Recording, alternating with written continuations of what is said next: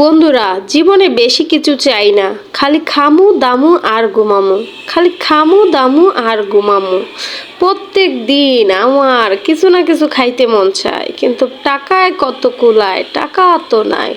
তা আজকে আমি একটু শুটকির ভর্তা খামো ভাবছিলাম, কিন্তু বাসায় শুটকি আছে, কিন্তু মন চাইতেছে না। ভাবতেছি কি করা যায়।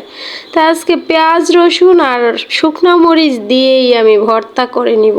এর জন্য আমি পেঁয়াজ রসুন শুকনো মরিচগুলো হালকা তেলে ভাজা ভাজা করতেছি।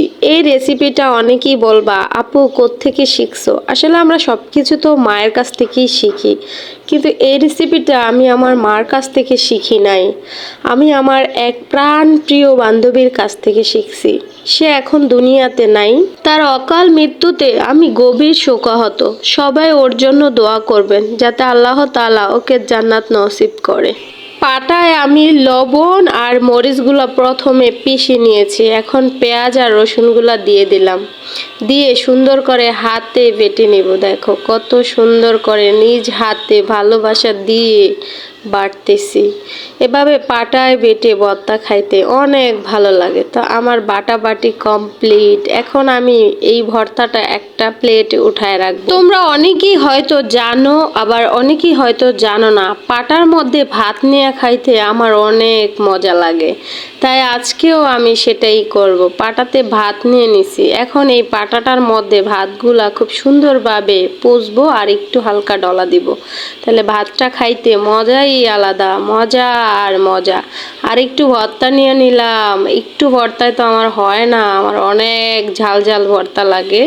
তো সুন্দর করে আমি আবার মাখায় নিতেছি। দেখো দেখতেই কত লোভনীয় হইছে, খাইতে তো সেই স্বাদ বন্ধুরা, সেই স্বাদ, আসলেই স্বাদ। এত স্বাদ মুখে লাইগা আছে। আমার জিহ্বার এত স্বাদ কই থেকে আসে আমি বুঝি না। খালি নতুন নতুন খাবার খাইতে মন চায়, জাল জাল খাবার খাইতে মন চায়, কত কিছু যে খাইতে মন চায় আসলে বলতেই পারি না। নিজেই অবাক হয়ে যায় মাঝে মাঝে। তো এই তো নোকমা করে নিলাম, এখন আমি মুখে ঢুকাই দিলাম বিসমিল্লাহ করে। সেই স্বাদ বন্ধুরা, সেই স্বাদ, সত্যি বলছি। আসো তোমাদেরকে একটু খাওয়াই দিই। আচ্ছা তোমরা তো খাইবাই না, আমি খাই। তো যারা আমার ভিডিওটা দেখতেছো প্লিজ একটু ভিডিওতে লাইক দিয়া, পেজটাকে ফলো দিয়া, ভিডিওটা শেয়ার করে দাও সবাই প্লিজ। ভিডিওটা শেয়ার করে সবার সাথে ভাসিয়ে দাও আমাকে। তো সবাই ভালো থাকো।